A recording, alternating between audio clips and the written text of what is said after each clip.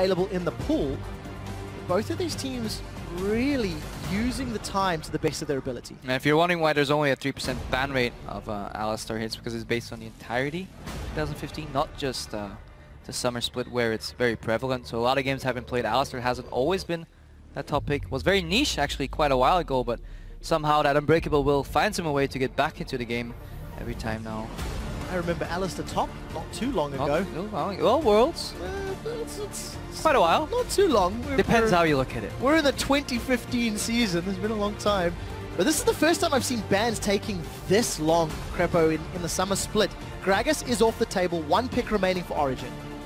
Yeah, and definitely that vital third ban here. But SK Gaming on blue side have to ban the Rise themselves. Could have maybe waited 1 rotation with that ban, but they like to have, both teams like to have a reactionary third ban, right? So they can plan out what's going to happen here. Rek'Sai is out, Gragas is out, and I think this is good for Svenskeren because he refused to play those champions anyways. So he has trained himself in the ways of not playing those 2 champions, so he might be a step ahead here. Let's see what Amazing does. Did play Evelynn last week as well. A little bit of a routing issue, but overall solid performance. I've definitely got my eyes on Sven. His Lee Sin went 0-4-1. Considering how well Svenskeren performed in Lee Sin in the World Championship group stage. Mid laners, with the exception of LeBlanc available, Azia's there, Cassio's up. Morgana's still on the table, Pekka ran it last week. I mean, these teams are really using absolutely all the time. We are on 5.10. We're on 5.10, and Echo's not the only champion that's not available because he's too new. Yeah, definitely. Evelynn coming out, stealing it away from Amazing since he played it last week. A more meta pick that we coming out from Svenskeren here is generally picked in third succession. Gragas 1, Rek'Sai 2, Evelynn 3. Usually, Origin will likely react with a Sejuani counter pick unless the Volibear has inspired Amazing. Given history, I doubt it, but one would never know. Thresh. Is that locked already? I think it is locked in. That's what it looks like. So a lot of time for SK to prepare for that Thresh. And take note that Soaz played Rumble in both of the games last week. Pretty good stats overall. 5-5-21. A lot of assists on those equalizers. It is available, but as is Maokai, as is Na. However, Origin are going to go for the top lane pick. Take my job here, quick shot. With the use of statistics, and I love it because history tends to repeat itself. You predicted 2 of the first bans, you predicted the Rumble. What is SK? Going to reply with that's not fair. That's not fair at all. We know they've got their jungle locked in. We know there's no threat on the support, Crepo. So if you were SK, I don't know, my question is now mid lane. That's my real interesting one this game, because with the exception of LeBlanc, who are they going to put where? Yeah, so I've said this before, if you're expected to be able to get counterpicked on mid lane anyways, on last rotation, then it might be wise to reveal it here anyways already. In addition to that, add your support because you match what Origin has given away in terms of cards on the table, and that will net you 1 counterpick on the boost side, and then eventually you'll get 1 more counterpick on the side of Origin right here. So we see the Kalista locked in. So another approach you can take, get a priority pick instead of just getting a random support pick that they can't steal anymore. So Kalista coming in. We saw Bard Kalista last week, worked relatively well. Azir is one of the mobile mid laners left. If Origin goes for Cassiopeia, Bard punishes that incredibly hard. So let's see what Pekka comes up with. And also important to note, if memory serves, SK locked in the Bard as the final pick. Yes, it was. So they looked through all of the options available before opting to go in. There's a lot of squishy champions on the side of SK. A lot of mobility, so we'll see whether or not Soaz can hit effective equalizers, considering almost everybody can hop, skip, or jump in one form or another. Yeah, definitely. So any ranged champion will synergize well with Kalista in the sense that their passive can proc a lot and could work against the likes of a tanky Urgot. Urgot doesn't really build that much HP when he gets tanky because he goes for the Frozen Heart. Getting a raw percentual damage won't be as strong then because less HP, more armor stats, not as efficient. That's why Urgot generally likes to be picked into the Kalista as well. Matchup goes pretty even, depending on the support's plays. Hovering on Annie here. Mixed success from unrated last split, but definitely a good engage tool. Able to punish Thresh, able to punish Urgot. Hasn't played it yet this split. As we said, the Bard we've touched on. As we said, the Alistar we've already talked about.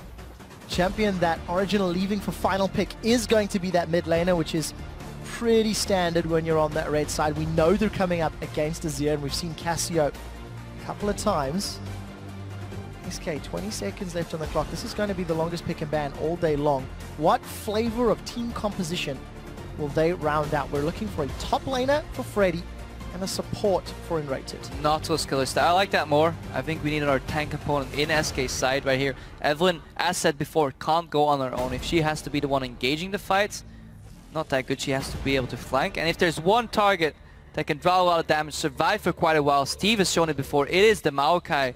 Hovering in the front line, buying enough time for Svenskeren to get that flank off on the Evelyn. Second or third tank component coming out here on Nautilus. He can play a little more aggressive than the usual Nautilus can because of Fate's Call, pulling him back. So we have a double threat composition with SIEU going for the late game carry and Kalista doing the early game damage, unless obviously she gets rolling like she did last game. Well, we'll have to find out, because despite getting rolling last game, it still wasn't enough for SK. Fnatic were able to bounce back. Now, if memory serves, Froggen played Vlad into SIEU in week 1, and that actually went very well. I like for Elements. Let's see if Pekka decides to lock it in. I think this would be a nice pick to round out this composition. I was wondering what can supplement the Sejuani engage ulti. You know, what can you pile on top of that, on top of the equalizer to make it all work into an SIEU? Vladimir sounds like a good pick because Froggen, when he played it into the SIEU, yes, he got pushed in, but he managed to survive, sustain against the poke that SIEU repetitively puts down, unless Origin gets done to them what they did last week, which is repeated ganks to counter that sustain, like they did against the Kassadin last week. Vladimir can also pull under SIEU while he casts his ultimate and basically get to the other side of the fight and doesn't do a lot of damage. SIEU is relatively squishy. He has got appeal, a lot of mobility, but he dies relatively quick if you can get on top of him. And that's why likely Pekka opted for that Vladimir. So we do see the team compositions locked in, doing very different things, and also interesting to see where the tankiness comes from. From SK, it's the top and support primarily. From Origin, you could argue jungle and AD carry, but Vladimir is going to become difficult to kill as the game progresses and all of his tools of survivability. So team fights, I feel, are going to be very exciting once we get to them in the later stages of the game, Crepo. Interesting team comps, and again, different things. I think for Origin, more than SK, a different set of champions, a different style of play from what we saw last week. Yeah, and I wonder if we're going to see a lane swap, because it'll dictate how this game will end up being played out, and what both teams will have as objectives, which carries are going to shine. If you get a lot of farm on the Rumble, he gets going. We saw Odawan get going without that much farm because he got a lot of kills. At the same time, Rumble operates very well on a low amount of farm. Has a really good level 6 spike regardless whether he has items or not. Maokai generally wants to get tanky, soak up a lot of damage because there's quite a lot of damage on the Origin side. There are tons of damage, I feel, from both of these respective sides. You can see the team comps on your screens, guys, for the 4th time today. Let us know on Twitter at LOL Esports. Hashtag OGWin if you believe in the newcomers of Origin, or hashtag SKWin as we load up onto the Rift. SK Gaming looking for their first victory in the summer split. And I'm hearing some Origin chants from the audience. A lot of fans. And you know, we talked about, I talked about on PTL last night, the expectations on these teams. And I felt coming into the split, Origin had a better setup to be the stronger team. And we'll need to see whether they can actually prove that against SK, who obviously had their speed bumps in week 1. SK definitely had the speed bumps, but let's not forget they're a very experienced team. We saw the stat line earlier in the introduction, 999 assists for Unrated, so I will be keeping my party hat ready because I think he'll hit 1,000 in this game. I think it's a safe bet with a Nautilus that's going to be lobbed in from Fate's Call. Let's take a look. Nautilus, I choose you. We take a look at the early warding pattern. Defensive starts from both teams. No wards really beyond the river from respective opponents. And Narrated and Candy Panda setting themselves up for a potential invade, but I really like this bot lane matchup in a sense, because it shifts the way it's played when people can get a camp or not. If both teams get a camp, the lane is actually played a lot different. Whereas if you don't get any experience due to the proximity to level 2 spike, but sadly you will not see it played out because as we thought, there's a lane swap coming out because Rumble double jungles relatively well and operates well on low farm. Also, this removes the the threat of Evelyn coming top early, having that twisted advance, and we saw how potent that early gank timing is, and Huni fell victim to it. He did come back a little later in that game. But let's get back to this game, Trevor. Alright, well, we are back in this game. The lane swap has in fact taken place. Niels and Mithy up top, Mithy with a ward in the jungle, and Freddy has made his way back to lane. We know he loves his farm and experience. Yeah, this is the signature SK lane swap that I would have liked to see changed, because I think there's a way to abuse this. SK likes soaking up XP, so we'll see Origin likely react with a 4-man top dive. Well, we'll find out whether or not they can make it work out. Multiple times in the spring split, I recall Freddy being punished for being greedy for CS, and we'll see if he's put himself in a similar position. I might be wrong here, because he was sapling farming. The lane started in a neutral state. A small camp was started, I believe, at least by Mithy on Thresh. Not quite sure, but the lane was in a neutral state, and then the saplings came in. Yes, you get the CS, but you push it backwards, and now Niels will be able to freeze. However, Freddy is still leeching experience. It's incredibly hard at Thresh to zone somebody out, especially without getting minion aggro. Svenskeren clearing the jungle on his own, so going lower, whereas Amazing is getting help from Soas. Soas not opting to teleport bottom. The wave's already bounced. Interesting. Interesting indeed, Crepo. We'll have to see. Quite the peculiar case there, Watson. The game. It is fun to see Soas is still holding Amazing's hand. Obviously the wave has not yet hit his tower. You can see Candy Panda alone in the bottom lane and rated with an early roam at middle. Peke with Ghost, Flash, level 3, so we should have access to Sanguine Pool. No, I wouldn't. Really going to be an easy top. I would have liked to see animated base and help Freddy out in the top lane, because he backed out from bottom and they know he's missing. Well, Peke has the pool and the summoners, but it's unlikely that he'll die. Yes, he might blow some summoners. Yes, he may not blow some summoners. It got the Sanguine Pool on cooldown, so nothing really gained from that one. Freddy's smelling the gank to a very patterned play by both teams here. Once the supports start roaming, the gank is pretty obvious. Is Freddy gonna lose any experience here? We said this before. Lane swaps, there's a hidden stat you have to track, and that is the experience on which carries it goes, and more importantly, on which carries it goes not. So as did the jungle clear, is level 2 as well. Amazing is relatively a bit behind against Svenskeren. This is something we'll have to watch out for if this manifests itself. Other than that, the experience should be roughly equal. A slight edge on Candy Panda against Niels with it going in. Oh, Amazing has jumped in. This is a 3v3. Amazing forced to back away. Now we do see Niels and Mithy. They're still alive as they manage to get through the tri-bush. Svenskeren and Ray to continue to chase. Soaz is using the teleport to get away from Kalista. Sven's going low, and Niels is on the board once again for Origin. Soaz is teleported in. He's got no assist, and we'll need to see if Origin can take the tower. Because what is the cost? But first blood, again, to the newcomers in the league. Very, very interesting how this played out. Yes, Soaz did not get an assist, but it was the zoning teleport. He came in, scared the backline in from joining the fight. Niels aggressively, that ignite from Mithy got Svenskeren low enough. Evelyn is quite squishy in the early game, and Niels, look at that. He picked up a blue buff, and this will facilitate the poke. Dredge line almost connects, and Rated does in fact join Freddy in the top lane. Do you even want that dredge lane to connect? I don't even know at this point. Svenskeren level 3, he got... So any experience lost on Origin side quickly got turned around. Now they can zone Freddy. He's not going to touch too much farm because there's a distinct all-in potential. They do have teleport advantage. Let's see if they can use that to dive Soas, potentially on the bot lane. Well, we'll find out. Instead, Freddy's opting again to get up to the top lane. You touched on into the freeze. The difference here between the lane freeze and who's getting XP. Amazing, marginally behind Svenskeren, but with the assist and some free time, he's actually pulled ahead. Soaz, on the other hand, is now the man that's hurting just a little. He is even on levels with Freddy, and he's got a solo lane to farm up along with Candy Panda. And while all that's going on, the mid laners continue to CS unabashed. Aggressive pink ward from Amazing there. They definitely want to prevent SK from pushing in that lane on the top lane and resetting it.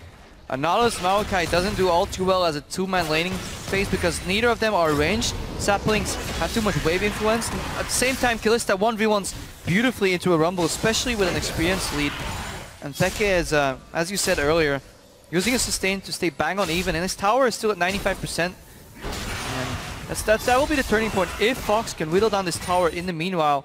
But it doesn't quite look like that. Origin, good start. Again, another strong performance out the gates. You know, Shox touched on the analyst desk. Origin is 2-0. They've got the shortest average game time. They had very convincing wins last week. We'll need to see if they can accelerate as quickly. They've got some champions that do need some time, in the Vladimir and the Urgot, and even the Sejuani in some places. But I feel their comp has got a fairly nice gradual curve. Now usually when you lane swap and you fall behind in levels as a support, you have to play relatively passive. But once you re-enter that lane with your AD carry that is Kalista, you still have the option to play aggressive due to Fate's Call, because you can get pulled back in every time. So that is a little nice interaction that you have there. You don't have your ultimate, you don't have high levels, but you have the option to play aggressive because Fate Calls can potentially save you. Well, Freddy finally left the top lane looking for Peke. Level 4 Maokai, the lane swap definitely working for Origin here. The main tank from SK is not that tanky. Definitely not, but eventually trees will grow and eventually they will get tanky. So let's see whether or not SK can play the long game. They've started themselves off the dragon. They have the numbers advantage in this half of the map. Origin not going to respond to this at all. You have to assume they know, because absolutely nobody's showing. But an early dragon here for SK Gaming. And Origin maybe pushing top lane. Yeah, Origin looking for the counter tower, but at the same time bot lane has a 4-man presence from SK Gaming. They might as well take a tower 2 and trade tower and dragon for tower. So we'll be seeing if Origin can pick up anything else here, or just an experience lead altogether. But yeah, Freddy didn't get any minions. Looking for some water in that river to grow to a mighty fine tree. We did catch a quick glimpse of Amazing stealing away the blue buff there from SK Gaming. Didn't catch whether or not it had been equalized by SK. I don't believe so, but something, Crepper, you keep talking about in these lane swap scenarios. Each team in control of one half of the map. But it looks like Origin getting more damage.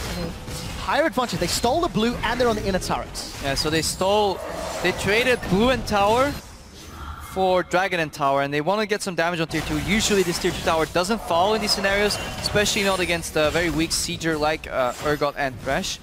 So in terms of objective worth, yeah, a little bit on SK side for sure. Origin is still ahead in the lead. They may have gotten some more XP. I didn't quite track the waves too well there. But we're scaling into a very explosive mid-game, I feel. Both teams are mid-game focused. Slider edge. I don't even know who has the edge in late game. a lot of these teams, you know, have factors that speak forward, but I think mid-game is definitely where we're going to see a lot of action. I certainly hope so, because we're hitting 10 minutes. 1 kill to Origin, 1 dragon to SK. Even on towers, and 1,000 gold separates the teams. Very quickly want to highlight the mini-map. We did see Origin getting some deep wards down in the top half of the map, and actually these two teams are not particularly strong in the vision game, Crepo. Ranked 6th for SK, 7th for Origin when it comes to wards placed across the map. So we'll need to see whether or not that comes into effect. A lot of flanks could determine these team fights, especially if Sejuani gets a good glacial prison. So SIEU has a backup of N-rated on this invade. Gonna move himself into the jungle. And now it looks like the respective halves of control have swapped. Origin have said, we would like the bottom half back, and they've booted SK out. Yeah, brute forcing here. No teleport to help Freddy, because he is the one with the teleport spell. Always, if you want to split up the enemy team, just engage on the teleporter, because he can't assist the other side of the map. If you go to the other side of the map and you try to brute force something there, Freddy can always join in, and that leaves usually your AD carry exposed at the bottom lane. This is why these teams usually go for these mirror plays, because otherwise the teleport advantage is quite big. So as doing equalizer to stall, Svenska's going in. Well, Svenska's almost soloed him out. There's no equalizer for Soaz yet. Tower secured for Origin in the bottom lane, and minion waves making its way up top. So Soaz down on CS, but his tower's still alive for a few minutes longer. Yeah, they were a wave behind. SK is a wave behind right now. Can Origin capitalize? And I don't think they want it just yet, Crepo. The rest of the team's moving up to the middle, in fact. Flash is available. The dash as well. If Amazing connects with that glacial prison, Fox is in trouble. Fox, that's so close, but the death sentence! So close, but very sly. Fox does not get caught. And this was the chance for Origin to even out that play. So Soa started that in the top lane by slowing that minion wave down. Origin was ahead of the tempo, managed to go mid, and had an opportunity to snowball. SK denied that opportunity, and now we're bang on even again. So let's take a quick look at the situation. 2-2 on towers. Origin unable to secure that gank. We do see SOAS 20 CS down, but he's not a champion that doesn't necessarily need the eventually, but he's happy enough with his ultimate for now. 4 sweepers on the side of Origin. Not something you see every day or in many games. Let's see if they can deny vision. As we do see Pekka, he's about to get surrounded. SvenskJären does not have Agony's embrace. He's knocked backwards. We do see the Sanguine coming out. And it's saved by Miffy. Great save by Miffy, but I feel like Pekka could have used the Sanguine pool a little early, as we said earlier. Once the animation starts, you want to duck under that wall, get out of there. Good save, but that was a little bit too close to wear. Close for comfort. Pekka does manage to stay alive to fight one more day. Origin looking to find another objective. You can see Soa shoved up the top wave. Pekka seems to be meeting the bottom wave. Origin have set their duo around the mid to top half of the map. Now, if I would just look at these lineups separately, not against each other, I would say both lineups are fantastic at controlling dragons. They want to fight around a dragon. They want to get the Maokai in with the E-flying. Azir in the mid-game, Kalista in the mid-game has a good impact, but at the same time, when you run Equalizer, Sejuani ulti, you want to either dive towers or get a dragon. And it looks like diving towers indeed. Fox is going to get swapped backwards, but he throws himself away. He's still alive for a few seconds longer, and the prison snipes him from downtown. SvenskJären is the next target, is amazing. Flashes forward. Now Enrated still looking for his 1,000th assist. Is yet to get on the board. Amazing now, in the midst of the chaos. Soas hiding on the flanks as Miffy is knocked up by the mine. We do see the kill on the board here for Candy Panda, and Enrated is there with 1,000 regular season assists. But it's Origin that come out in the better 1 for 3 in that mid lane tower dive. Yeah, not too many party hats on SK's side. That cake's gonna taste a little sour. While he picks up 1 assist, his team gives up 3 kills, and Origin extending their lead to 2,000 gold right now. Small gains, that's what it's all about here for Origin. Continue to carry the weight of the team. An amazing 2-1-2. I've not actually seen the Glacial Prison to snipe someone. I think that's a little high five that needs to be given to him. Yeah, that was a pretty good sniper kill there from Amazing, and he still did a lot in the fight. Usually you'd say he used his ulti to kill a low HP target, not that good. Pekka gets caught here a little bit. And Miffy saves him again, but Freddy follows all the way through. He eats a death sentence for his troubles as the Twisted Advance almost put him behind enemy lines. Dragon is up. Origin are not grouped effectively enough. And against a Kalista, you have to feel this is going to SK Gaming. Is in fact secured there by the Ren. Origin looking for the team fight. Death sentence goes wide. There's no flash for Freddy.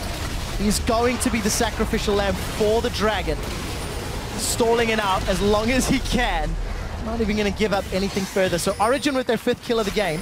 And they're still chasing Crepo. More action in the jungle. Oh, Death sentence saved. Glacial Prison connects on Candy Panda. Nobody else from Origin wants to follow up. Soas is held onto his equalizer, and this has gotten a little bit awkward now. Fox and Sven are slowed, but again, nobody can catch up. Pekka is trying to chase, and honestly, this is just a little bit of a weird passage of play. Origin trying to eke out an advantage or trying to find an angle for a team fight, and they were unable to do so. Yeah, they realized they were the stronger team 5v5 once they had all their members, and they didn't make the mistake that a lot of teams do. They waited for Niels to get to that fight. They wanted to fight on even numbers. If that meant they had to sacrifice the dragon, sure.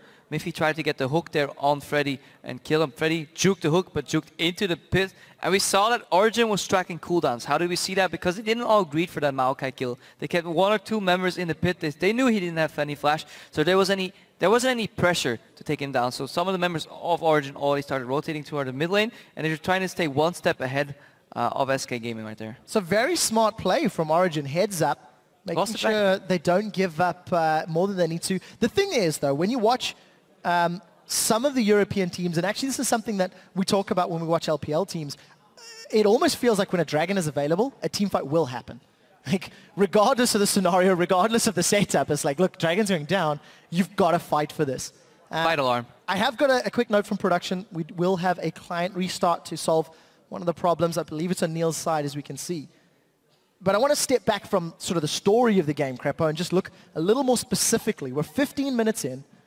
Freddy has got 60 CS. Soaz has got 42. Even in a lane swap scenario, those are pretty low numbers at this stage in the game, considering how the swap played out, and obviously Origin being in the lead. It seems to be in favor of the newest LCS team.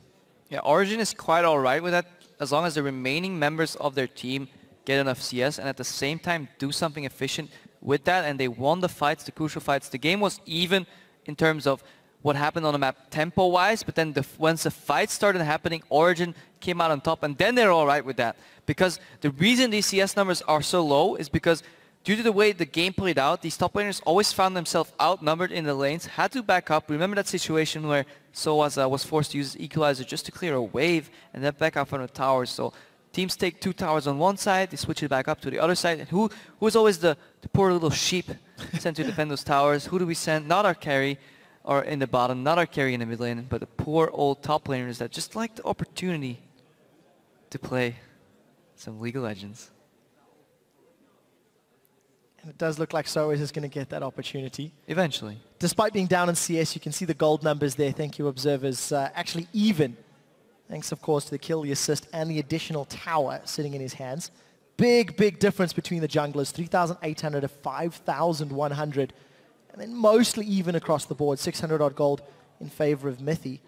But again, it's a relatively small gold lead. 2,015 minutes. And the tempo of the game is very, very slow. I believe we do actually have a replay of Amazing Sejuani Ultimate. It might be the snipe. We'll find out when we pull that up onto your screen in a moment. And it's actually going to be the whole team fight. Hook initiate from Mythy is good. Next CC from Fox prevents him from using any abilities. Hikozo has to flash out. And yeah, Amazing opts to not help his team. He wants a glory. He wants that stat pad KDA. Then dashes on Svenskeren. And that's something I wanted to point out. Svenskeren has been dying a lot recently. Last week, if we recall, on his Nidalee as this fight plays out, you see how tanky Amazing already is. He's more tanky than Freddy at this point, or there's just more damage coming out on Origin side. But I really want to stress that Amazing hasn't quite had the impact that many people were predicting for him, because he was a fantastic jungler, but lately either he's not in sync with his team, he doesn't get the backup he feels he needs, but he's been dying a lot on his Nidalee game last week. He was clearing a lot of wards. That's one stat we had for him. I think he had by far the most wards cleared, but he paid the iron price for it sometimes.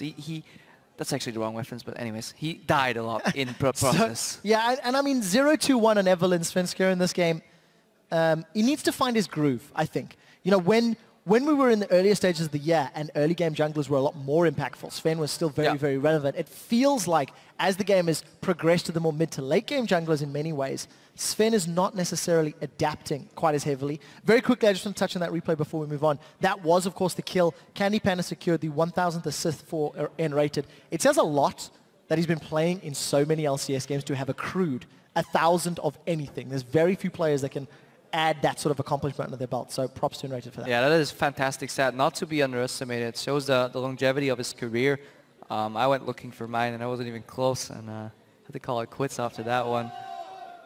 There's a lot of fans in the audience. There's still some fans out there. Thank you guys.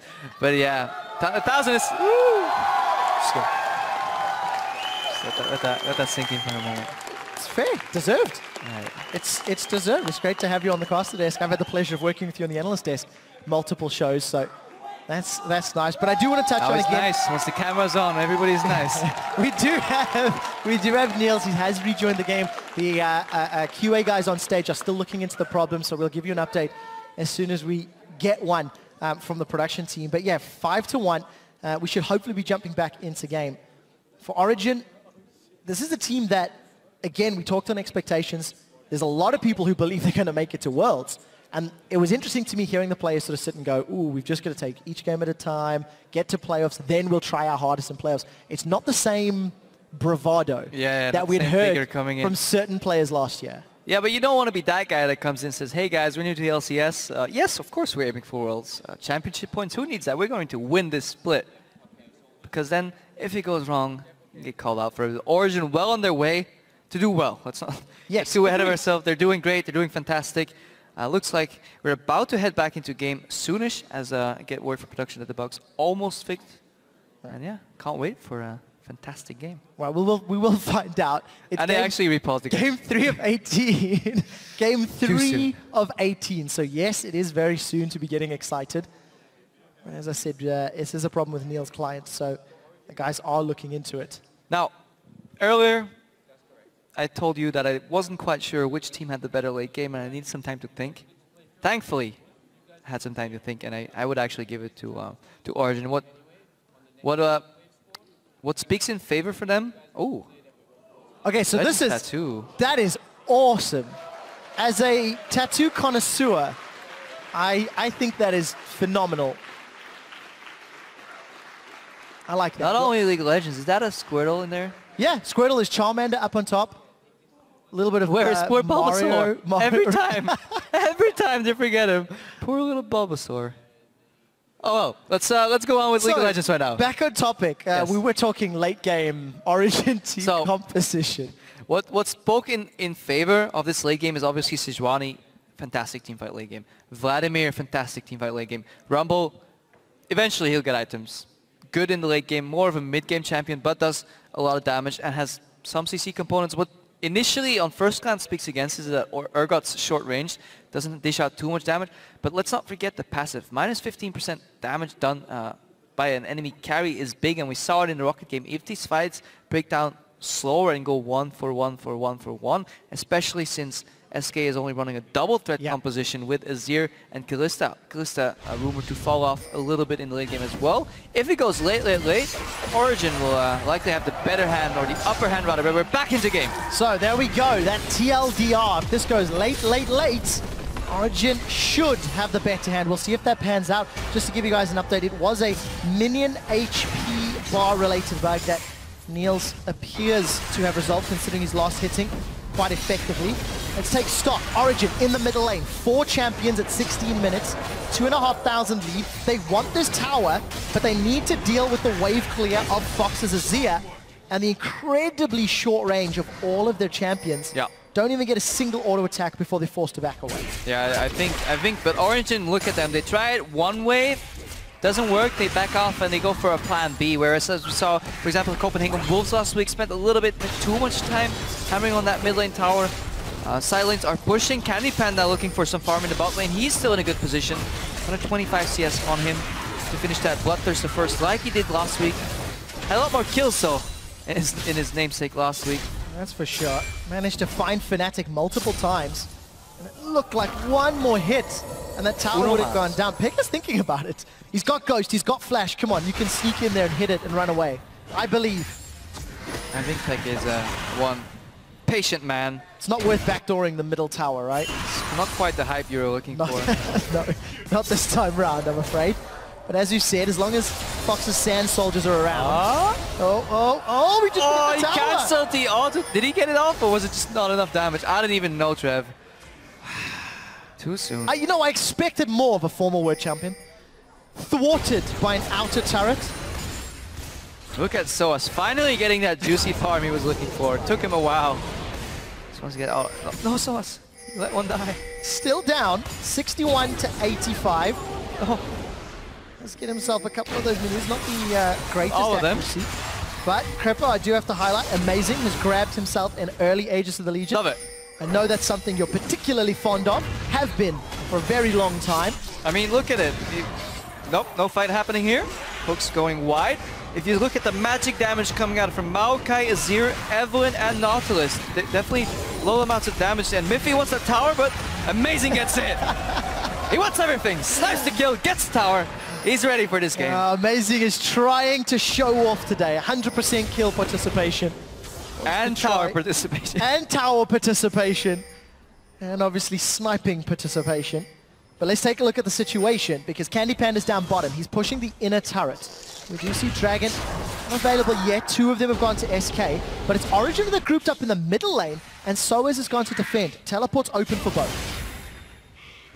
Yeah, and if SK opts to defend the tower, while being outnumbered, you wouldn't be surprised to see Origin just straight up dive them. Right now, Soas is on the bottom, dealing with Candy Panda. 4-man heading Origin squad to the top lane. Teleport's ready. This tower's half HP. SK will have to be careful. Well, it looks like the tower is going to go very, very low. SvenskJaer can potentially engage. Death Sentence does not connect. So tower down to about 20-odd% HP. And look at SOA's in the bottom lane because Candy Panda's retreated. He's recalled, got that recurve bow, and he's trying to join the rest of his team. But I think, you know, yes, SK got that bottom tower. They gave up a lot of vision and a lot of damage on that top inner turret. So advantage SK for the time being. But it is a matter of time before Origin pull the same move across the map. Yeah, and they're trying to stay one step ahead. Hook goes here on Freddy, no immediate follow-up. Mythic goes over though. He does, the box is connected. Sven as well as Freddy, and amazing connects with a two-man Glacial Prison. And Rayton has now joined the fight as he throws out the mine. It's going to knock up Origin, but it's just not enough to save Freddy's life. And SK Gaming give up 2 kills, walking through a jungle that truthfully not their jungle. 20 minutes on the clock, and OG have a 4,000 gold lead. Yeah, and Origin is staying one step ahead. They move to the weak side of the map, force SK to group there as 5, then move to the mid lane, tell SK, hey, we're moving somewhere. Do you want to follow? Yes, if you do, we might be able to hook you, catch you out, engage on you.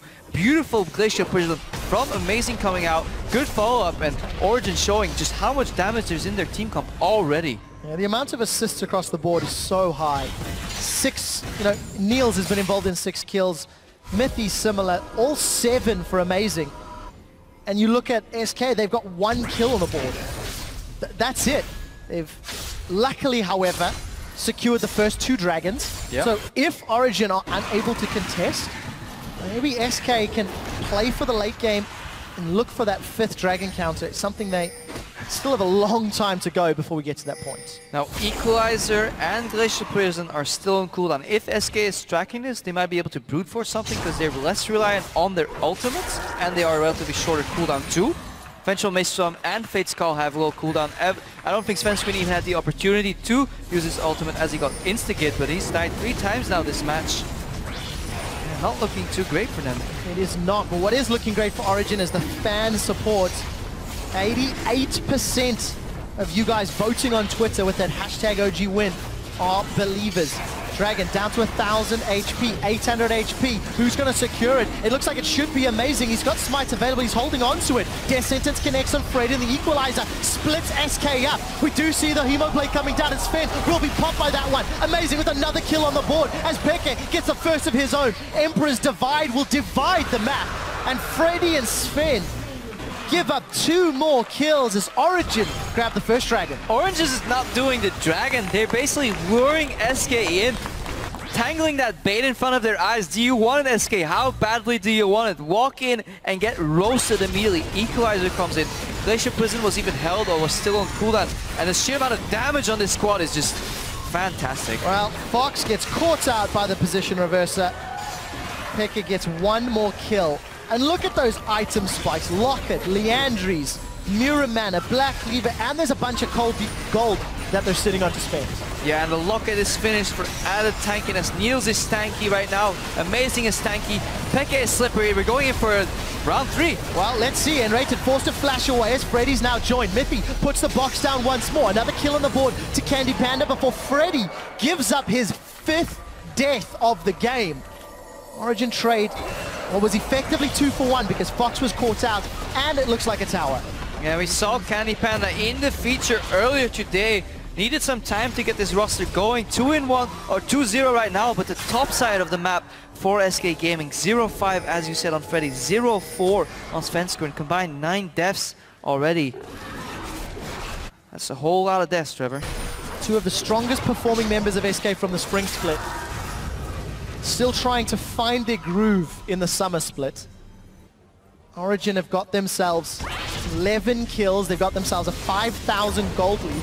And look at the assists across the board. And again, Amazing, 10 of the 11.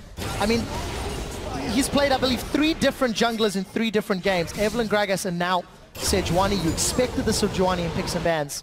And Amazing is delivering. He's showing up. Fantastic performance so far. 10 out of 11 kills is huge. That's such a high kill participation for a relatively weak early game jungler. That is Sejuani, and that might prompted Origin to do this lane swap too. Fox, get Sejuani through the early game. Don't give Evelyn the opportunity to be invisible, because in lane swap she has to show her face. She has to help push those towers down, and you remove that extra pressure component on SK's side. And we knew before SK's lane swap was relatively predictable. They stopped a bit of the aggression early. They came out somewhat even, but Origin, their macro play is impressive, because they know when they're in too deep. They know when they have to back off. They know when they can't get that mid tower, can't get that top tower. They keep rotating until they find an opening, and then they just go. With all the experience we're talking about in N-rated, you're looking at Peke and SOAS, who've been playing since Season 1. Amazing.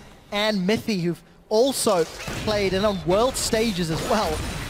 It's very difficult to find another team with that level of pedigree and experience over multiple years of competition, over multiple countries as well. Yeah, and Origin is feeling safe enough to fan out relatively far from each other, and this forces SK to stay on the right side of the map. Baron is a bit of a threat. SK has to take the safe path to get to that bottom tower, so that takes very long. The tower finally drops. Look at the amount of pink wards coming out from Origin. You said earlier they don't ward out too much, but what they do ward, they do quite efficient, if I may add. And I'm really a fan of how Origin they've taken them 3 rotations top to get the tower, but all 3 times has been safe and secure.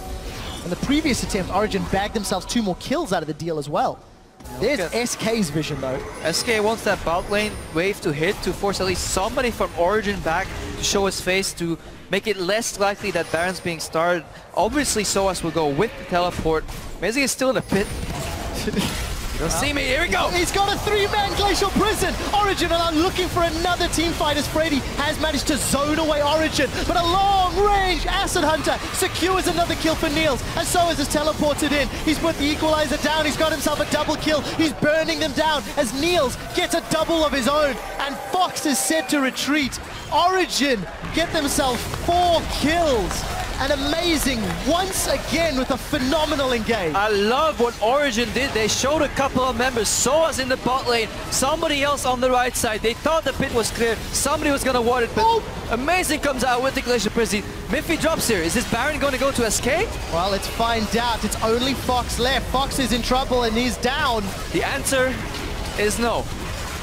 Baron is up. Amazing. He's going to join on the Baron play, and SOAS very close. Calculated indeed. Only does he like his baguettes, he's also very good at math. Yeah, they're walking in and they want to get that ward in the pit, but beautiful Glacial Prison, 3-man. And SK is forced to use all their offensive tools defensively, and ready to go in triple knocker, but what does it accomplish at this point? Your carries are already dead, Fox can't join the fray, he's zoned down, he has to back out, eventually trades his life for Miffy's. Not quite a hashtag worth, if you ask me, and 3 kills on SK's side. 16 for Origin.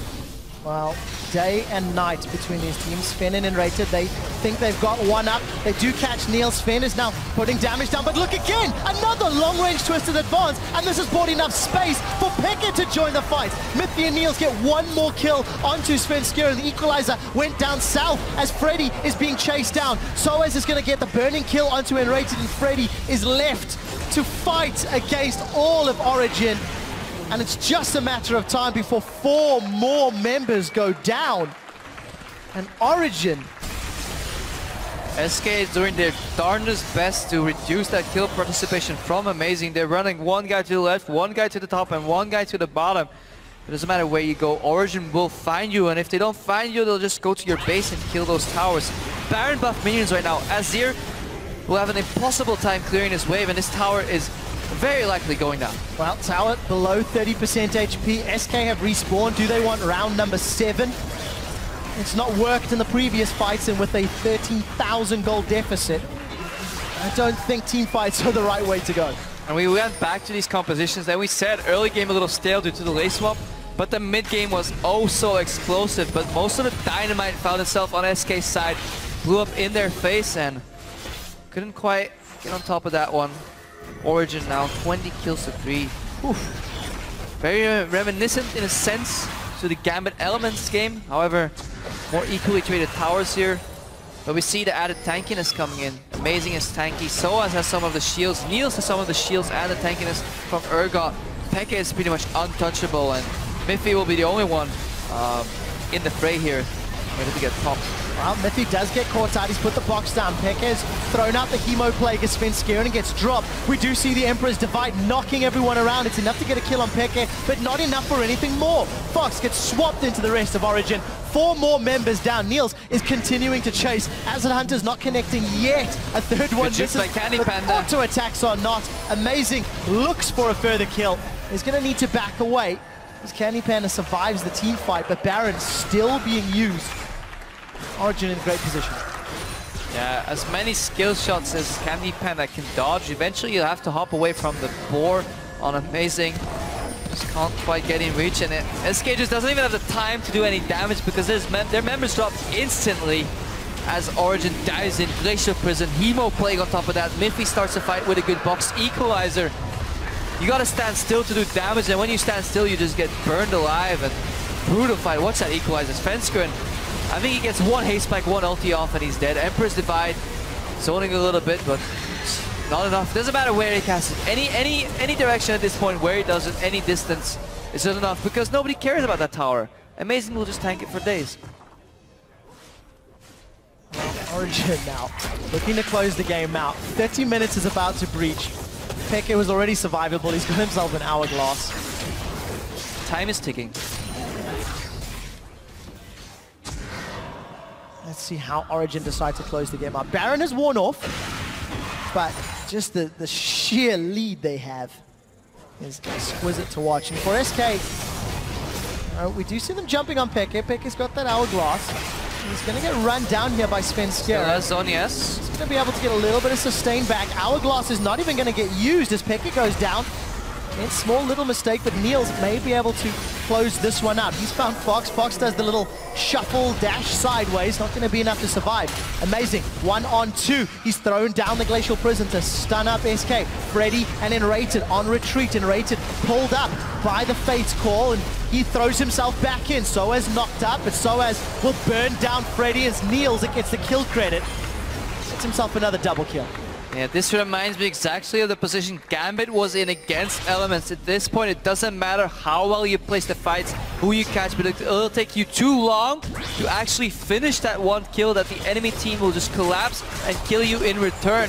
And it's such a precarious position to be in because there's almost nothing you can do to come back here, and SK will need a lot of luck, barring a miracle. They have a hard time coming back into this game. Origin looking to close it. Let's see how efficiently they can close it. There's a difference between slowly using that advantage to close the game and doing it in a swift manner, which leaves no comeback potential for their opponents. Something that Fnatic learned a hard lesson on in Spring Split. Trying to close hastily when an opportunity presented itself, and Fnatic would lose to those magically tanky Nexuses, Nexi, whatever the plural is. And we'll see whether or not Origin wait for the next Baron. It's a minute and a half away. Yep. That would be the uber safe thing to do. Well, it wouldn't necessarily be the uber safe thing to do, because either they push right now and they probably won't get to the Nexus. They'll take one hit, get chunked in base, likely, then go for the Baron and finish. So you might as well skip that part, control the Baron, get it 100% secure, and then go straight for the Nexus into finish, because you just get those minion buffs, your minion waves don't get cleared, and you can eventually get to the tower. Whole wealth of options. But then they can even take the more scenic route around Summer's Rift, clear some of those drops, buffs, dragons, minions, whatever they want. They're in full control of this game. All things considered, Origin's team fights have been so good. Soaz yet to give up a dead. Niels yet to give up a dead. Yes, they got ahead early and they've been winning the team fights on their terms, but that's just so incredible at this level of play. Yeah, we were talking about how Soaz wanted to farm minions. We were wrong all the time. He's simply farming champions in this game. Involved in 21 out of 27 kills for Origin. Solid performance while he was unlucky in that lane swap. Got behind a little early. Played it well though, played it safe. Lantern comes out. And look at that tower, already 30% HP. So one wave here from Origin. Wow, pretty big wave built up, let's be fair. They do manage to chunk most of the tower out. SK held on to all of their ultimates except SvenSkieren. So Agony's Embrace is not there. And you see Fred, he's looking for going. They want Miffy. And another long range twisted advance. He's in the middle of 3, but he's going to go down because there's no more support from SK.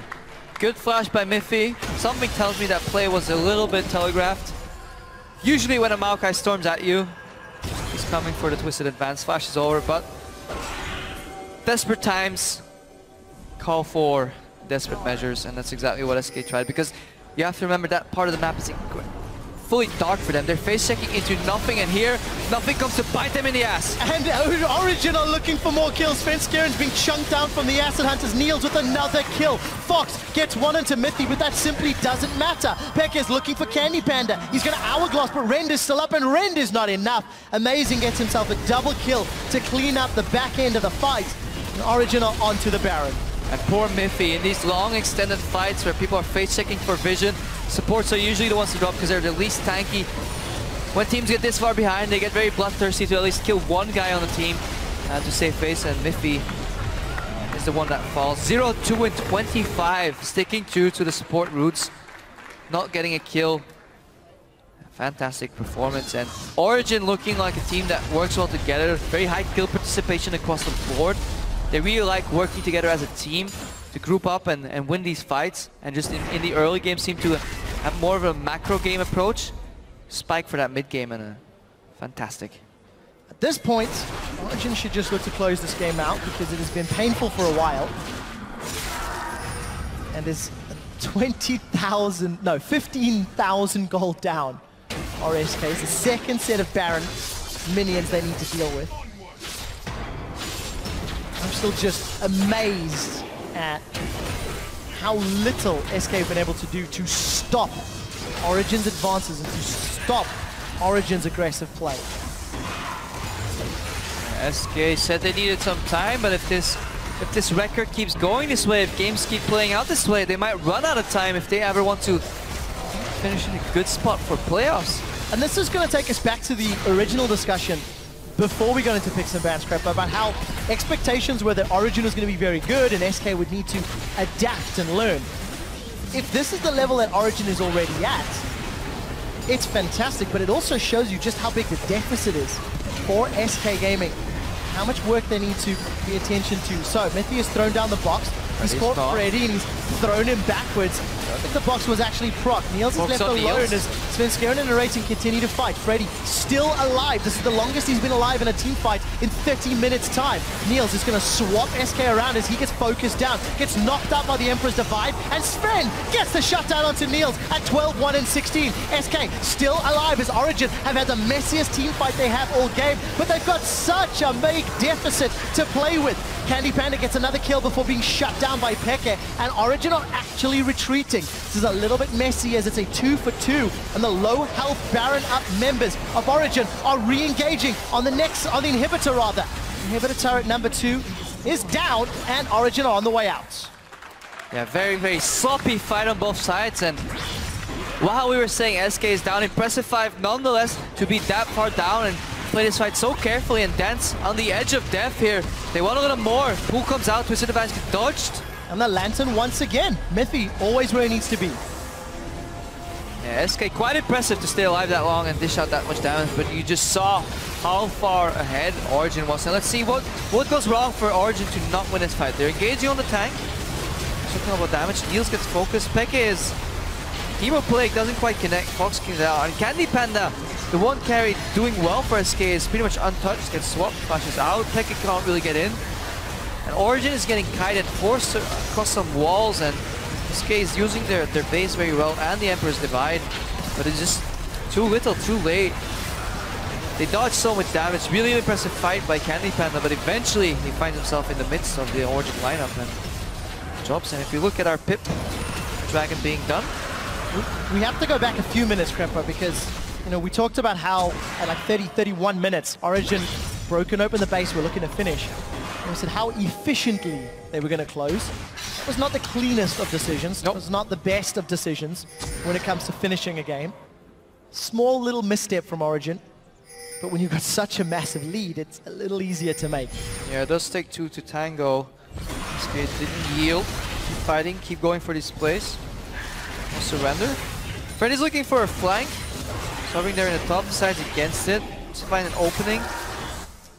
Pink wards from Origin. They want to be relatively in the dark. I think that's fair what you say, of course, from SK. Never give up, never surrender. Just keep keep digging. Maybe Origin will make more mistakes, but we do see that's a lot of speed. They flung Fox in and he's down. He just gets obliterated. His HP melted like a hot knife through butter. 2 more kills for Niels. Freddy's pulled backwards.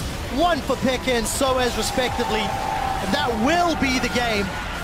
Origin with the heavy rush on the final in here. Yeah, wombo combo coming in. Mid lane, a lot of minions. Top lane, a lot of minions. Nexus Tower is bleeding down, dropping like flies. And Origin, the crowd agrees.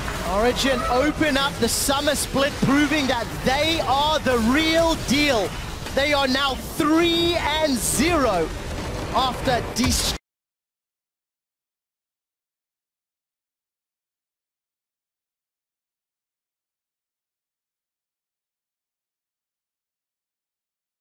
as well, which Freeze has run and Bardags has won as well. Played rather. I like this reactionary ban because Kallista's out. Goes up in market value. Sivir goes up in market value right now. Rek'Sai third ban by the Copenhagen Wolves, which says, yeah, Unicorns, you seem to want that Cassiopeia, but if you do, we will get a tier 1 jungle in return. If we pick it. Or apparently Gragas is no longer tier 1 after his slight nerfs, and Copenhagen Wolves go for the Evelynn and the Maokai. A lot of times young but early picks now. It's interesting you say that, because with that sort of weight loss on the body slam from Gragas this patch, Cabochard took him top lane. Airwax opts to go for the Evelynn, which of course helped him win against SK last week. And Unicorn's reply, Ryze and Sivir. We forgot about Ryze totally here. Wolves not ready to pick that up, and Unicorns like it.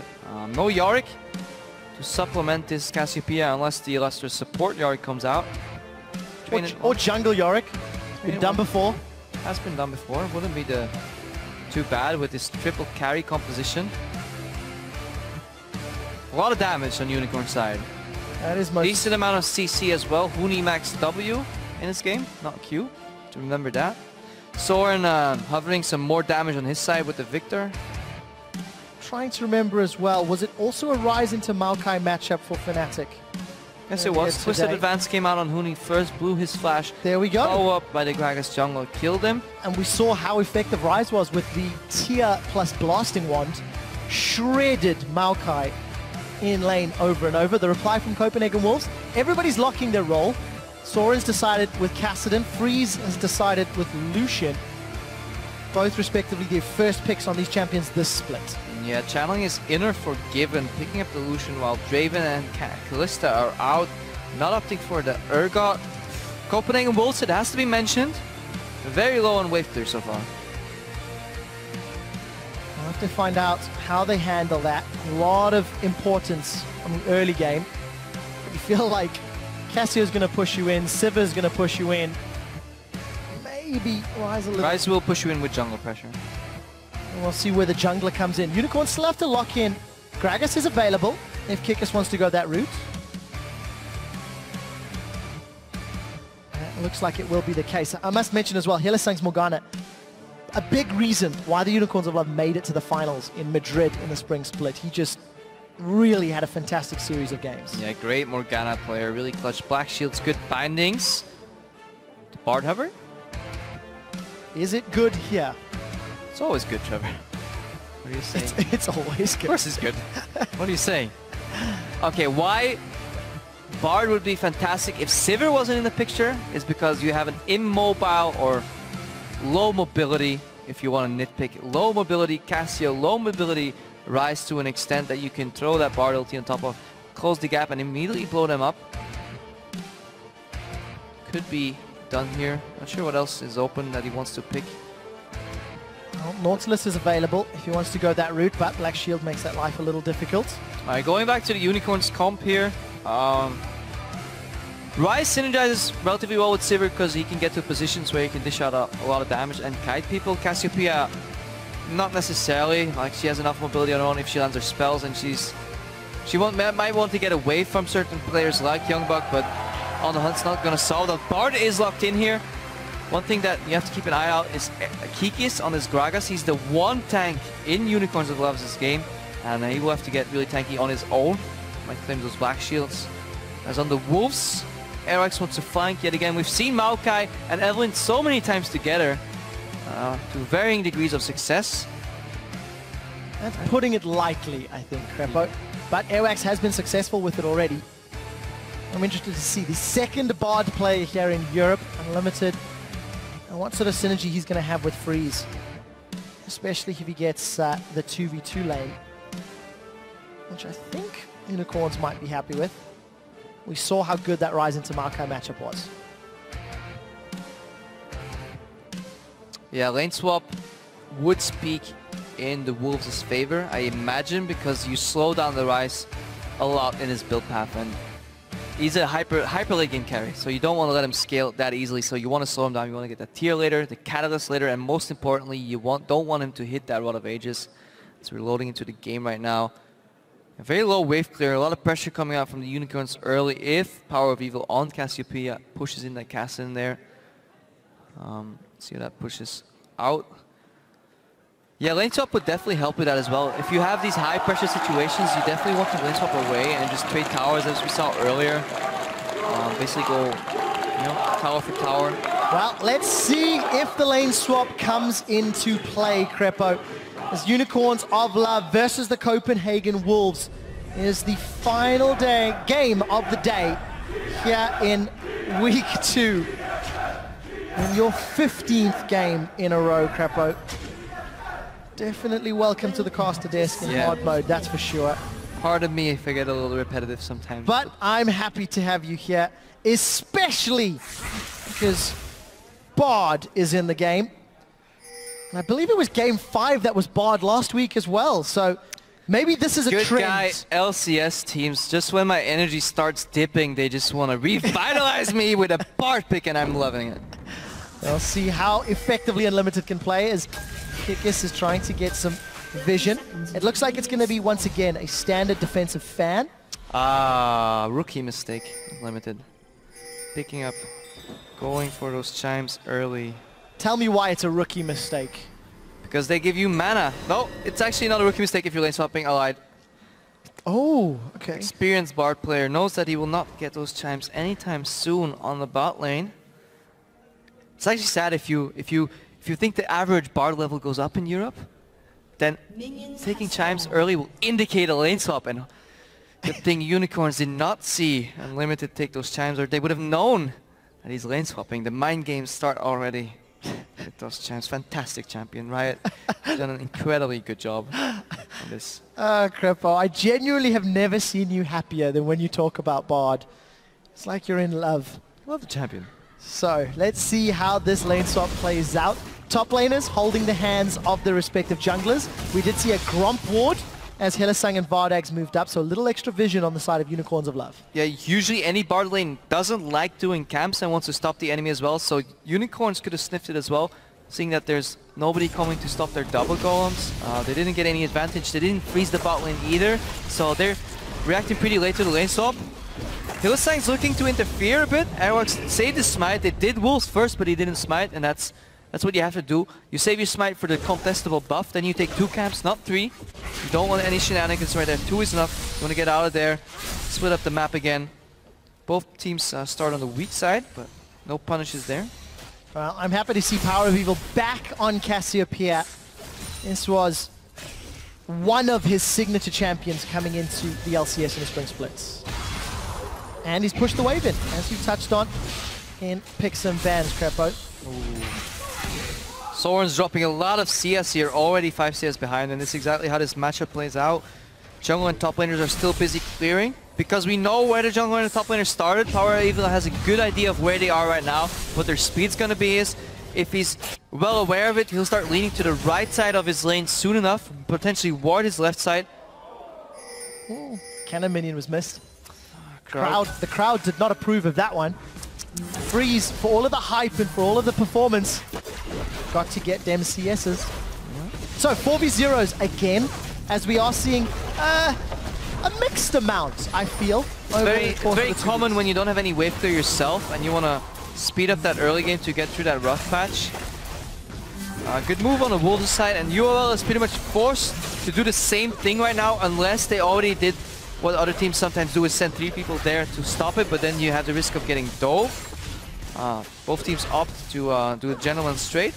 And this time, unlike last week, we see the waves being bounced back, and this is an improvement. Last week, Copenhagen Wolves did not do this.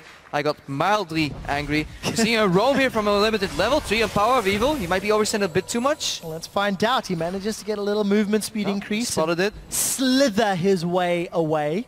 But the next question, will Freeze freeze? Because last week on the Urgot,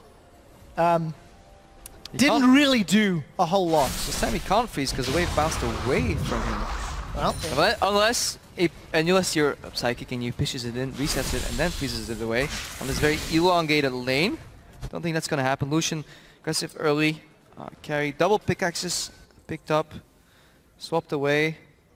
Copenhagen Wolves go back to the original lane setup to AD carry on bot lane. UOL, they send their carry to the top lane. So looks like these teams want to trade a couple more towers, keep this Rise down.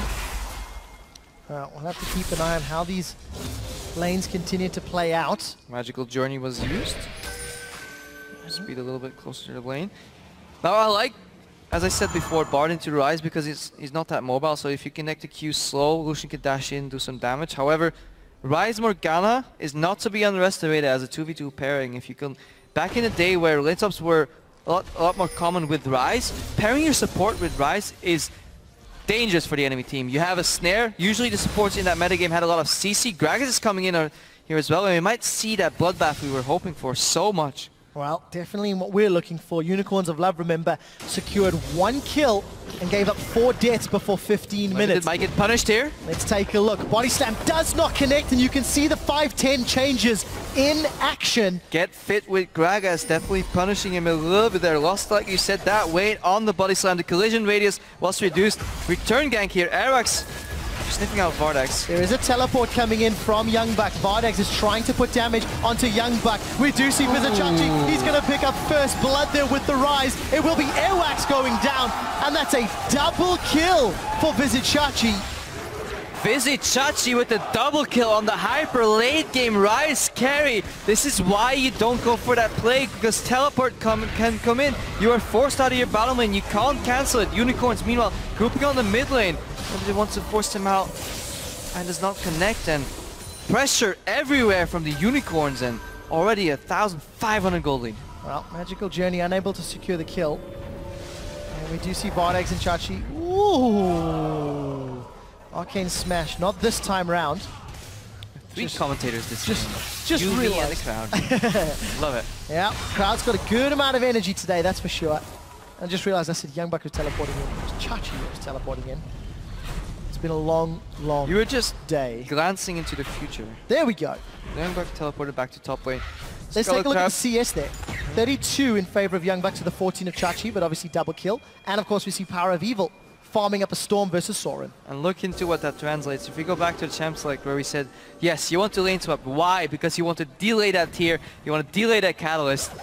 Didn't happen. 2 kills on Chachi. If you want any kills in the early game on any champion, yes, Power of Evil and Cassiopeia can be destructive and he can snowball, but on that Rise, you secure your ticket into the mid to late game already this early into the game, and fantastic start for the Unicorns.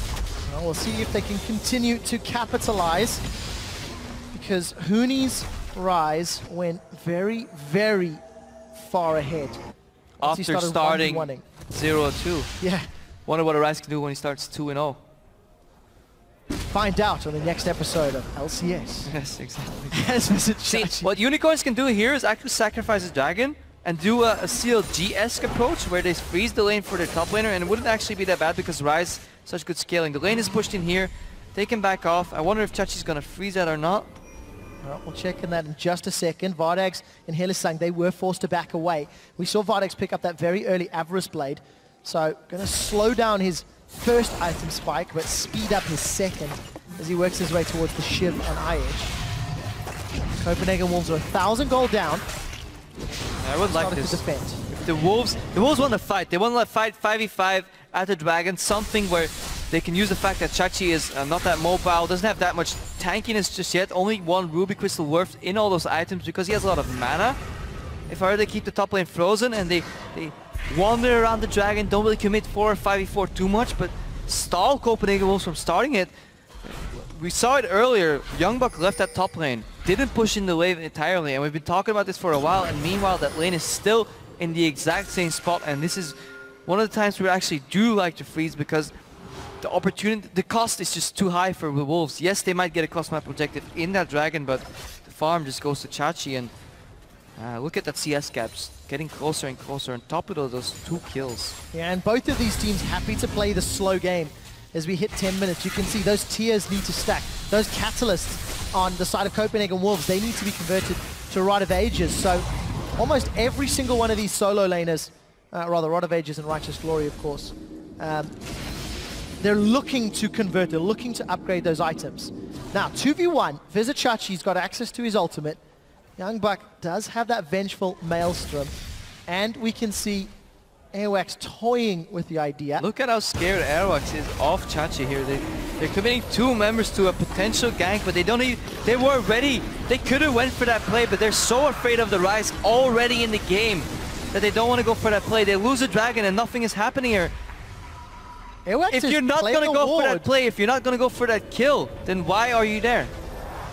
This is such a big difference as well. Airwax against SK Gaming was incredibly aggressive. He was in SK's face over and over and over, and now he's running scared. He's literally playing a mobile ward, looking at Chachi and saying, here he is, there he is, he's still here, and the opportunity cost is very high. Yeah, hesitation is the seed of defeat, and if this keeps going on, then Copenhagen Wolves are in for a rough time.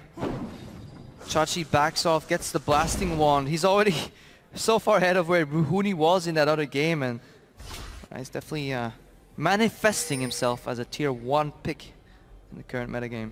So Airwax has again found a member of Unicorns of Love, unable to do anything with it this time around, and Kikis just body slams his way into the Baron pit. The one hope for the Wolves here is Soren on this Kassadin. Incredible carry potential too. Anti-mage. Kikis is going to get pinned against the wall, and Limited lines up that shot. Kikis does have explosive cast, going to hold on to it as he flashes over the wall. And Unicorns still hold on to their 1,500 gold lead. Yeah, Negatron Cloak finished up on Cassiopeia here. On Power of Evil, he wants to go for that Abyssal Scepter because he knows if there's any champion that's going to jump on you and get in range, it will be the Kassadin, and add a little extra magic damage allows you more time to dish out that continuous DPS on that Cassiopeia. You just want to stay alive long enough to get you burst, get your ulti stun off. Oh, I've seen this before. I know how this ends. Yeah. With a dead tree, Chachi continues to chase. Doesn't hold on to, or doesn't use his flash, but down 20 CS, has the exact same item build, and just wins that trade. Take notes, everybody. There's 1 point in Q for Vizichachi, 1 point in E, and 4 already in the W. He's maxing that, and this is why you see that many snares come out in rapid succession. If you manage to land those Qs, get those snares off, get a whole lot of damage, a whole lot of crowd control.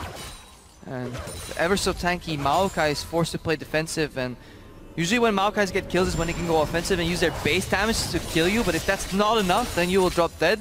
And Youngbuck doesn't even get in range for an auto attack, and if he does, he has to expend his Twisted Advance, and that means he can no longer dodge anything and he'll get popped. So very precarious position to be in. Unicorns of Love showing the Rise is doing great amounts of work. Bardex is going to find himself in a lot of trouble, and he eats so many shots from the culling. He gets taken out, but we don't see any golden crowns delivered as Bard gets knocked under the tower. Unlimited takes a magical journey away, but the turret shot and poison follows through. Ends up trading 1 for 1, 80 carries for supports. Soren's going to be able to get away this time round. Bardex just running too close to a bush with not enough vision. While the Unicorns are ahead, they still have to be careful with face-checking brushes. However, dropping the Sivir, not too bad. Utility-based AD carry. Pickaxe BF Avarice definitely in a good spot in this game so far. Freeze. You have Pickaxe Hilisangs moving close. And they're going to get themselves in trouble once again. Unicorns of Love give up a kill by walking to the dark, and they do it a second time. And they walk towards the same. They really like that brush, Trevor. Soren now, he decides to jump in. Power of Evil gets the poison down. Want to just sink a few more fangs, but opts against it. Yeah, Chachi doesn't like that rush too much. He has his eyes on the big wave masked on the top lane. Look at all those minions, and Copenhagen Wolves not with the best lane control here. They're trying to stop the bleeding, but every time something happens and you go back to the top lane, there's a massive wave of minions there. Vanishes in mere seconds. 78 CS to 81. So one so big CS advantage has just been nullified right now. So Unicorns should be happy with that. They still hold on to their lead. Dragons coming up soon. I'm not sure I'd want to fight Unicorns with Sivir, Ryze and Cassio in the pit. Well, it's more of a question, do you fight them now or do you fight them later, and what do you prefer? My answer would be... Never. Never. But obviously that's not an option if you want to try contest for the win here. Unicorn's going to secure their second tower. Quite uncontested, and there's that lack of wave clear from Copenhagen Wolves. They didn't have an option to defend because they had no wave clear to do so. Yeah, a lot of pressure coming out from the Wolves here. Doesn't go ahead. We might see some action at the next Dragon. Soren has been farming well. 120 CS. Rodove just finished. Pretty nimble. Can jump around in these fights. Has a decent amount of damage. Remember, only one tank on the Unicorns. Only Gragas, and a lot of ways and means to just ignore him straight up from the Wolves as well. If they can get the engage in the flank, Ryze can drop still, Cassiopeia can drop still. We're not to that late game yet. I'm glad you said that, because Huni's build earlier was not tanky at all. Not the Frozen Heart sort of tanky MR armor build that we saw from Ryzes of old. It was full AP focus. Even got a Luden's Echo in there for additional burst because of how many spells that Ryze will rattle off. Yeah, Voodoo's definitely interesting to see how he enters that Ryze build. Soren wants some more farm. Wants the game to slow down somehow, but because scaling does go into the Unicorn's favor here. We'll see whether or unlimited. See whether or not they can get into that AK trap run. I do want to touch on the items really quickly again, because the gold lead hasn't changed much. Rod's been stacking for Vizichachi and Soren. Dragons uncontested here by the Wolves. They've gone for option number 2, fight later, not fight today. Revel's going to pick up some more. So it's an arms race until one team decides they're comfortable enough to look for a pick. Airwax going. Airwax is going to jump on Chachi. Chachi's going to be able to get away unscathed. Throws his hands in the air. Simply doesn't care. It's hard. It's hard for the Wolves to find an opening in this game right now. Breeze in the mid lane. Soren splitting in bot. More wave clear on your AD carry than your mid laner. They have a problem here. They're looking for a bit of a dive. This is a good 4-man group here, forcing somebody else. If they can get this tower, a really good momentum shift for the Wolves. Oh no, how he gets popped. So Tempered Fate gets thrown out and the Black Shield blocks it away. Hylissang unaffected as the minions were the only things rooted. I heard the Petrifying Gaze, but nobody got stunned up. And a couple people going on a magical journey. No Unicorns decide to follow through. So Copenhagen Wolves get out and they take the tower down bottom. And the Unicorns will want to get another objective of this, but... That was fantastic from Kikis as he knocks Young Buck into the team and secures a kill. Yeah, Kik is proving that not only is League of Legends Pro, is also very good at pinball. Unlimited goes down. And a flash from Vizichachi gets the kill. Unicorns now still setting their sights on the inner turret. Soren's coming from the river, but I don't think he wants this fight. Yeah, he caught the tower on bottom and he said to his team, guys, stay passive, stay silent. Just try and clear the way, but good opening from Unicorns. Really solid play by Kikis, and you said it in champs, like, you didn't like him on Nunu because he couldn't make any plays, and, well, I have to give you props for that one, because Kikis on Gragas is making these plays, showing that he's mastered one of the higher tier junglers here, and a good opening. And we saw earlier in the game how Kikis didn't connect with that body slam. So, of course, the slightly narrower width and explosion radius at the end, but this time around, over the wall, no less. Chops down Young Buck where he stands. Young Buck's still trying to get tanky, but really just a mismatch of items. And Young Buck looking for that Righteous Glory. Let's finish that, close the gap. Get on top of the Ryze, get on top of the Cassiopeia, shut them down immediately before they can dish out too much damage. Falling behind the Airwax scouting, and he has 2 kills, but he has to be careful that he doesn't follow his fence grenade path. Evelyn is incredibly squishy at times in the game, so you have to make use of a good ultimate to get that shield going, and then the value out of that. Hylissang Finds that his tower does not have enough true sight. That's another pink ward on that. Well, Kikis gets rooted up. The barrel's actually going to knock Airwax to safety. Blue buff was not stolen though. Keep that in mind. So tempting, that portal. Airwax unable to take it. It's difficult to not push the button. It is. Restraint is necessary. Maybe you do not click the journey. Magical journeys don't have a happy ending. Hylissang going low. Well, Freeze with the second culling of the game where almost every shot hits. He's sitting on that Infinity Edge and a very big CS lead over Vardag's Sivir, but unfortunately doesn't get the kill. 30 seconds for next Dragon. 5% extra movement speed. The Baron. For the Baron. I was wrong. Dragon's a few minutes away. Icons, what are they? What do they do? Who am I? I'm afraid I can't answer that question for you. We do see another early Aegis. Teams are learning this week, something we didn't really see too much of last week. And we do see Chachi. He's fought young snare, 2 snares. Tower is 3 low. snares. You see Vardag's 4 snares coming in. I think we're starting to identify why this champion, Trevor, is good and why you may be wise enough to pick up some Mercury threads against this champion. Well, it's definitely going to be needed. Unicorns of Love get their 6th kill, their 4th tower. Dragons up in 2 minutes. More snares than a drum recital. Broken 20 minutes on the clock.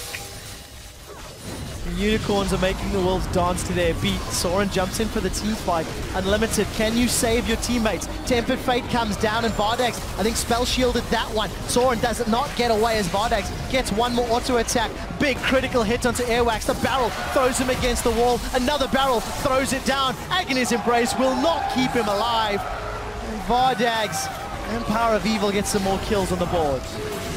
This is what we were expecting. This is the bloodbath we were looking for. 8-2 right now. Unicorn 6,000 gold ahead. Vizichachi virtually untouched. And Power Evil, he doesn't even have to land the stun of Petrifying Gaze. He can just chase Evelyn down their flashes aggressively, and towers going down, no wave clear. Things looking grim for the Wolves, and they're wondering, why did we leave Rise open? It's getting a whole lot more grim, because if you look at the itemization that's just been picked up, Archangels completed and instantly upgraded to Seraphs for Rise. Luden's Echo in the mid lane. Static Shiv and Vamsept, the Sork Shoes as well. Like, Unicorns of Love have just spent all of that gold lead efficiently as well. Really solid combat stat. Aegis finished 2 on Morgana. Everything works in unison. They're hitting quite decent power spikes in the mid game while they keep scaling for the late game at the same time. Wolves, they will need to make a pick a la Rocket earlier. Surprise the Unicorns with their decision. Find the pick somehow. Take one guy down, then take the next guy down. Keep resetting somehow. Prevent the Wolves or Unicorns from pinning them down, and Dragon, or Baron rather, is live at this point. Very quick Baron as well. Remember that Cassiopeia Rise. We throw somebody off guard. And a 3rd Dragon to boot. This one's actually the Dragon, not the Baron. Unicorns of Love can play any threat they want at this stage. They've got wave clear, they've got mobility, disengage, threat on Baron.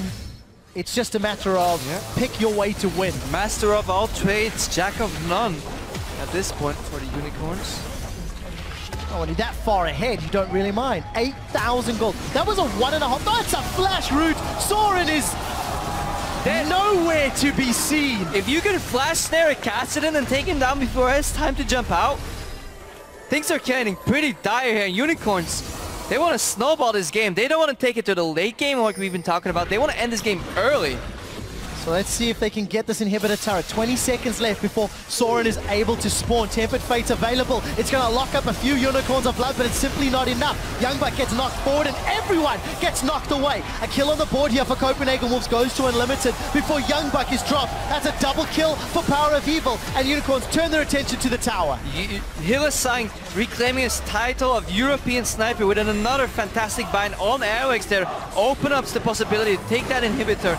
Good Bard ultimate from Unlimited, but it was too little, too late.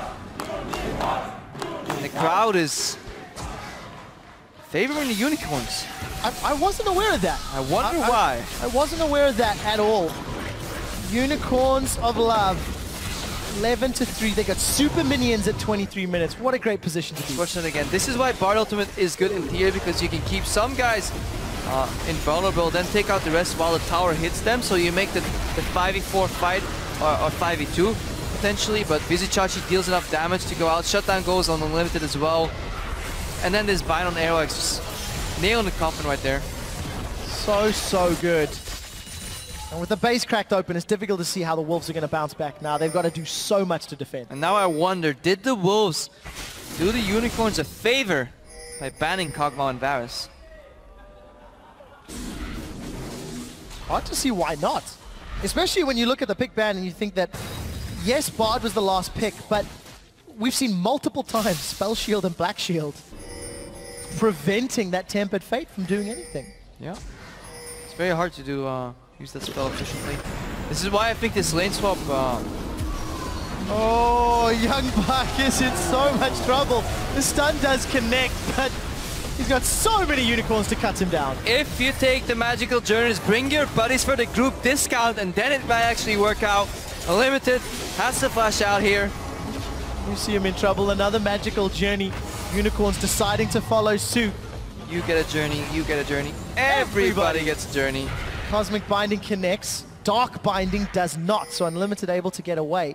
But Unicorns now with the threat of Baron. It looks like they're going to stop. Let's see this DPS right here. Cassiopeia, good at Barons. Rise, fantastic at Barons. Watch that Baron drop down. Oh, by the time the Wolves get there, it'll be taken. Look at the super minions in the base as well. Tempered Fate's down. Baron secured. Everyone take the journey. That's 1 and 2, and into the Raptor camp they go. Power of Evil 7-0-2 as he chops down Bard. And the super minions got a Nexus turret. Yeah, I'm a bit flabbergasted here, Trevor. Help me out. Not too much to analyze. I think these very graphic images speak for themselves at this point. Caution is advised when watching. Oh! Soren unable to make that Rift Walk work. Hylissang was chasing. We did actually see there was 0 Barons for Unicorns up until that very first one. However, that was just in the 2 previous games. Is Hylissang... Is he soloing Kassadin? Oh, the flash away! Soren's still alive. Hylissang's chasing. I believe. Hylissang doesn't connect with the Dark Binding, but unreal. Observers, go back to the real thing. Go back to what's important. Flash over the wall. Ah, Hylissang doesn't have flash. I think he would have used it. He would have got the kill if he did have flash, I believe. Soren finally finding himself a long battle, goes back home, back to his base, only to find it in ruins. Because the Unicorns took down 2 inhibitors. A decently sized wave, ready to go for that third.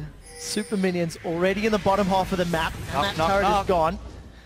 There's the Chachi even TPing in here. This is most likely the final fight, Crepo. 13,000 gold in the lead. Kikis, he's had magical barrels already. 0-0-9. Soren, I think, charging up that Rift Walk. Chachi is now moving forward here on the hunt. Kikis has gone over, and there's 1 more barrel. Bardax gets the kill as Youngbuck is trying to find the support Morgana, and that's just not enough. Cosmic Binding goes wide. Power of Evil is poisoning the Copenhagen Wolves. They get 1 more tower, and this is the last in him. You talked about it earlier, how Vardax did so little of his team's damage, but this time I can't blame him. So much damage from Chachi, from Power Evil, and I'm just gonna let the crowd finish this one off. Tempered Fate goes down, holds the last tower for a few more seconds, with the Unicorns of Love are onto the Nexus, and they destroy Copenhagen Wolves in 27